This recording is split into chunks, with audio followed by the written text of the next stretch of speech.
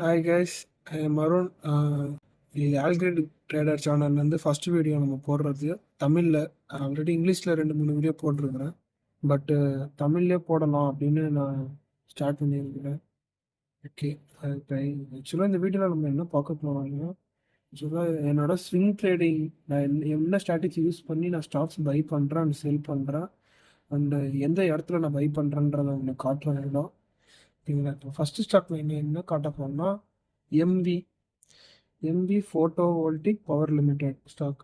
ஆக்சுவலாக இந்த ஸ்டாக் நான் எங்கே பை பண்ணேன்னா, ஆக்சுவலாக நான் இந்த இடத்துல பை பண்ணியிருக்கணும். பட் அந்த இடத்துல நான் பை பண்ண மிஸ் பண்ணிட்டேன். ஸோ அதனால் என்ன பண்ணேன்னா, இந்த புல்பேக் ஆகிற இடத்துல நான் கரெக்டாக பை பண்ணல. கரெக்டாக எந்த ஏரியானா ஆல்மோஸ்ட் 268 சம்திங் அந்த ஏரியாவில் நான் பை பண்ணேன். ஆக்சுவலாக பை பண்ணிவிட்டேன். என்ன ஆச்சுன்னா, என்றைக்கு பை பண்ணேன்னா 25th மே பை பண்ணேன். அடுத்த 2 டேஸ்லேயே ஆல்மோஸ்ட் ஆஃப் த பொசிஷன் வந்து நான் செல் பண்ணிட்டேன். ஏன்னா கொஞ்சம் ப்ராஃபிட் புக்கிங் பண்ணணுன்றதுக்காக நான் செல் பண்ணேன். பேலன்ஸ் ஆஃப் பொசிஷனை நான் இன்னும் ஹோல்ட் பண்ணிட்டு தான் இருக்கிறேன். நான் அதோட ஸ்க்ரீன்ஷாட்டையும் நான் உங்களுக்கு இதோட போடுறேன் தான். அடுத்த ஸ்டாக் என்னன்னு பார்த்தீங்கன்னா, தமிழ்நாடு மெர்ச்சன்டைல் பேங்க் டிஎம்பி சிம்பிள். ஓகேங்களா? இந்த ஸ்டாக் நான் எங்கே பை பண்ணேன்னா, ஆக்சுவலாக கரெக்டாக பார்த்தீங்கன்னா அதாவது 26th மே கரெக்டாக இந்த இடத்துல நான் பை பண்ணேன். பட் பை பண்ணி கொஞ்ச நாளைக்கு கொஞ்சம் எதுவும் ப்ளஸ்ஸால் கொஞ்சம் இறங்கியிருக்கு. பட் என்னோடய ஸ்டாப் லாஸ் நான் எங்கே ஃபிக்ஸ் பண்ணியிருந்தேன்னா இந்த இடத்துல ஃபிக்ஸ் பண்ணியிருந்தேன்.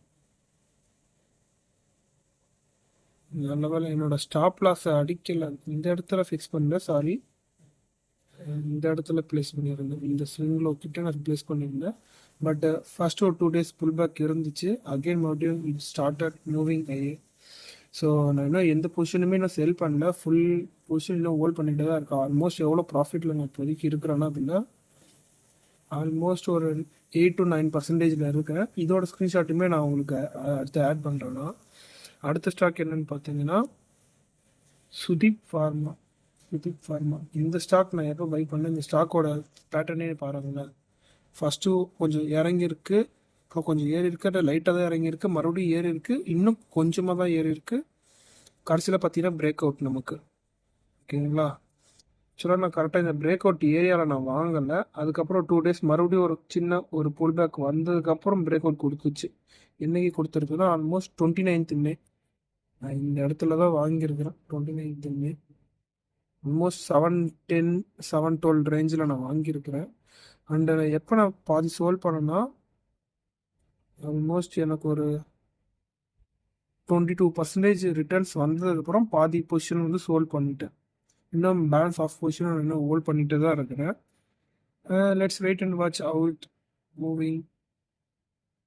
அடுத்த பொசிஷன் வந்து கிருஷ்ணா டிஃபென்ஸ். ஆக்சுவலாக ரொம்ப நாளாக நான் ஹோல்ட் பண்ணிட்டு இருக்கேன். ஒரு பொசிஷனுக்கு இன்னும் ஒரு ஸ்டாக் கூட நான் செல் பண்ணலை. ஆக்சுவலாக நான் இது எப்போ பை பண்ணேன்னா 4th ஜூன் பை பண்ணிவிட்டு நான் இன்னும் செல் பண்ணாமல் வச்சுருக்கிறேன்னா. அண்டு அதே மாதிரி அது மறுபடியும் கொஞ்சம் அப்ஸ் அண்ட் டவுன்ஸ் இருந்துச்சு. மறுபடியும் கொஞ்சம் ஏறிச்சு, கொஞ்சம் மறுபடியும் புல் பேக், மறுபடியும் ஏறிச்சு, கொஞ்சம் பெரிய புல் பேக், மறுபடியும் கொஞ்சம் ஏறிட்ட வருது. Let's wait and watch. I think கொஞ்சம் இன்னும் கொஞ்சம் மேலே ஏறிச்சுன்னா ஒரு ஆஃப் பொசிஷனை மட்டும் நான் சோல்வ் பண்ணிட்டேன். பேலன்ஸ் ஆஃப் வந்து கொஞ்சம் ட்ரையல் பண்ணேன். கொஞ்சம் ஒரு 20% 22% ரிட்டர்ன்ஸ் கொடுத்துச்சுன்னா பாதி பொசிஷனை வந்து நான் சோல்வ் பண்ணிடுவேன். அந்த அடுத்த ஸ்டாக் வந்து பராஸ் டிஃபென்ஸ். இதாங்க one of the fastest moving stock in miss portfolio. பாருங்க எவ்வளோ பெரிய பேஸ் பாருங்க. வந்து சாரி, இது பேஸ் பாருங்க, ஆல்மோஸ்ட் ஒரு 1 year பேஸ். கொஞ்சம் மறுபடியும் கப் மாதிரி ஃபார்ம் ஆயிருக்கு, மறுபடியும் ஒரு சின்ன புல் பேக்கு, அகைன் இன்னொரு சின்ன புல் பேக். பார்த்தீங்களா? இங்கே பார்த்தீங்கன்னா உங்களுக்கு தெரியும் இது எவ்வளோ பர்சன்ட் புல் பேக்னா ஆல்மோஸ்ட் 18%. அடுத்தது இந்த புல் பேக் பாருங்க, இது ஒரு 10%.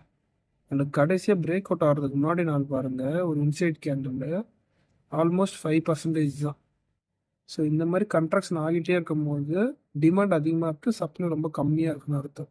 சப்ளை ரொம்ப கம்மியாக இருக்கிறதுனால என்ன அர்த்தம்னா, கொஞ்சம் டிமாண்ட் இருந்தாலே போதும், ஸ்டாக் ப்ரைஸ் ஈஸியாக முடியல. அந்த இதுதான் நீங்கள் பார்த்துருப்பீங்க. நான் இன்றைக்கி பை பண்ணேன்னா 4th ஜூன் வாங்கியிருக்கேன். கொஞ்சம் நாள்லேயே வந்து நல்ல ரிட்டர்ன்ஸ் கொடுத்தனால ஒரு 1/3 ஆஃப் த பொசிஷன் வந்து சேல் பண்ணிட்டேன். அண்ட் மறுபடியும் பார்த்தீங்கன்னா மறுபடியும் நல்ல ரிட்டர்ன்ஸ். ஸோ அதனால் இன்னும் கொஞ்சம் ப்ராஃபிட் புக் பண்ணுறதா 48% கிட்ட வெயிட் பண்ணி இங்கே ஒரு 1/3 பேலன்ஸ் 1/3 ஆஃப் த பொசிஷன் வந்து நான் இன்னும் ஹோல்ட் பண்ணிட்டு தான் இருக்கிறேன். அடுத்த ஸ்டாக் பார்த்தீங்கன்னா எஸ்ஜி ஃபின்சர். இந்த ஸ்டாக் கொஞ்சம் தொல்லை கொடுத்துச்சு ஸ்டார்டிங்கில். பட் இப்போ பார்த்தீங்கன்னா நல்லா மூவ் ஆகிட்டு இருக்குது. ஸோ நான் இது எப்போ பை பண்ணேன்னா ஆக்சுவலி நான் எந்த இடத்துல பை பண்ணியிருக்கணும்னா இந்த 9th ஜூன் அப்போ தான் பை பண்ணியிருக்கணும். பட் நான் என்ன பண்ணேன்னா 8th ஜூனே நான் பை பண்ணிட்டேன். அது கொஞ்சம் என்ன சொல்லணும்னா ஃபோமோன்னு கூட சொல்லலாம் நம்ம அதை. ஓகேங்களா, 8th ஜூனே பை பண்ணிட்டேன். எனக்கு கொஞ்சம் பயம், இது தெரியாமல் அவசரப்பட்டு பை பண்ணிட்டோமோ அப்படின்னு. பட் கொஞ்சம் என்னோடய ஸ்டாப்லஸை வந்து மெயின்டைன் பண்ணிட்டு தான் இருந்தேன். என்னோடய ஸ்டாப்லஸ் எங்கே நான் வச்சுருந்தேன்னா இந்த இடத்துல வச்சுருந்தேன். என்னோடய ஸ்டாப்லஸ் எதுவும் ட்ரிகர் ஆகலை.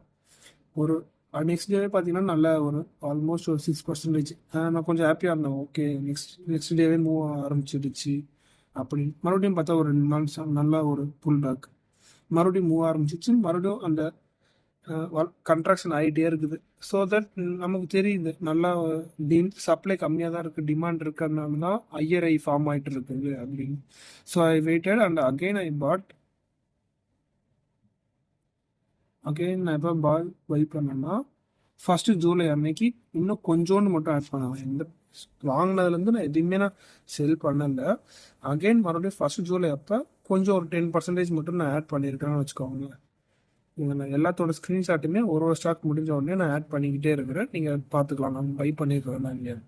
அண்டு கேஆர்என் ஸ்டாக் இது பார்த்தீங்கன்னா நான் நேற்று தாங்க பை பண்ணேன்.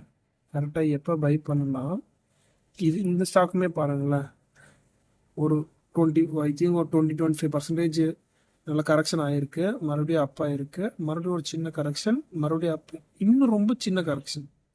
பார்த்தீங்கன்னா இதுதான் வாலட்டிலிட்டி கன்ட்ராக்ஷன் பாருன்னு சொல்லுவேன். ஏன்னா வந்து இந்த இடத்துல நமக்கு சப்ளை இருக்குது, சப்ளை இருக்கிறதுனால லைட்டாக கொஞ்சம் ஸ்டாக் இறங்குது, மறுபடியும் டிமாண்ட்னால ஸ்டாக் ஏறுது, மறுபடியும் ஒரு சின்ன சப்ளைனால கொஞ்சமாக தான் இறங்குது, மறுபடியும் டிமாண்ட் வந்துட்டு இருக்குது.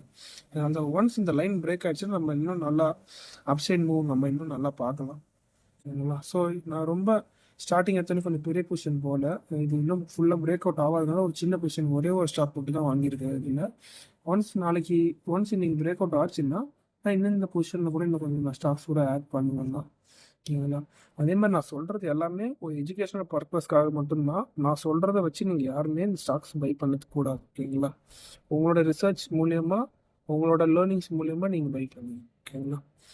நாளைக்கு வேறு என்ன ஸ்டாக்ஸ் வந்து நம்மளோட வாட்ச் லிஸ்ட்டில் இருக்கிறது பார்த்தீங்கன்னா எஸ்ஜி மார்ட்.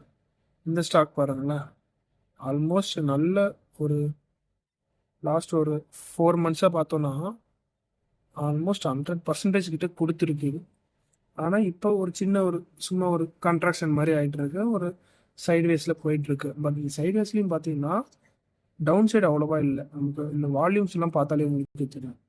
இந்த வால்யூம்ஸ்லாம் பாருங்கள், எல்லாமே இன்ஸ்டியூஷனல் வால்யூம்ஸ். நார்மலாக ரீட்டைல் பர்சனாலே இவ்வளோ வால்யூம்ஸ் பை பண்ணவே முடியாது. பட் அதே மாதிரி செல் பண்ணும்போதுமே பாருங்களேன் ரொம்ப கம்மியாக தான் இருக்கு. அப்படின்னா என்ன அர்த்தம்னா சப்ளை இல்லைன்னு அர்த்தம், டிமாண்டு தான் இருக்குது, சப்ளை இல்லைன்னு அர்த்தம். ஸோ இங்கே பாருங்களேன் அதே மாதிரி ஸ்டாக் பாருங்களேன் கொஞ்சம் இறங்கியிருக்கு, ஏறி இருக்குது, லைட்டாக தான் இறங்கியிருக்கு, மறுபடியும் ஏறிக்கு, இன்னும் கொஞ்சமாக தான் ஏறி இருக்கு. பார்த்தீங்களா. ஒன்ஸ் இந்த லைனை பிரேக் ஆகிடுச்சுன்னா அதுக்கப்புறம் நமக்கு சப்ளைவே இருக்காது. சப்ளை இல்லைன்னா நான் ஸ்டாக்ஸு நல்லா மறுபடியும் ஏற ஆரம்பிச்சிடும்.